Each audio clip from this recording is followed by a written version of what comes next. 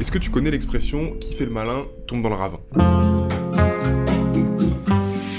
Après la Seconde Guerre mondiale, on peut le dire, le Japon était en galère de fou. 40% du territoire est rasé, l'économie est en miettes, et des millions de gens sont sans toit. Et pour ne rien arranger, pour la première fois de son histoire, le Japon est occupé par une puissance étrangère, les États-Unis. Donc vous plaignez pas trop de votre quotidien, les jeunes. Bref, les Américains, comme d'hab, ils ont un plan, et il a un sacré blaze, il s'appelle Never Again. C'est vraiment des forceurs, putain. Never Again.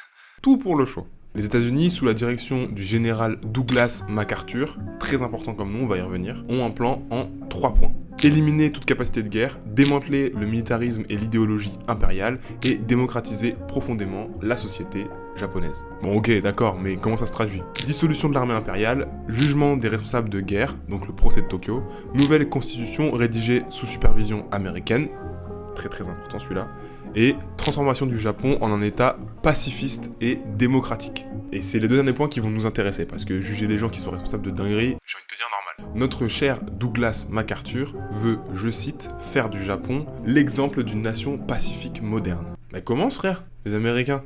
Commencez non ?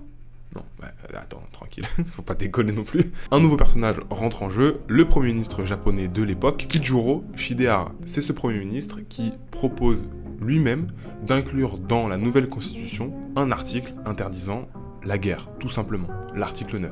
Voilà l'article entièrement, mais la phrase importante c'est « Le peuple japonais renonce à jamais à la guerre comme droit souverain de la nation ». Le premier ministre japonais a été placé là justement parce qu'il était pro-américain, aucun gouvernement n'a écrit de son plein gré de sa constitution qu'il voulait être une nation pacifique à jamais, surtout après s'être fait arracher comme ça. Hein ?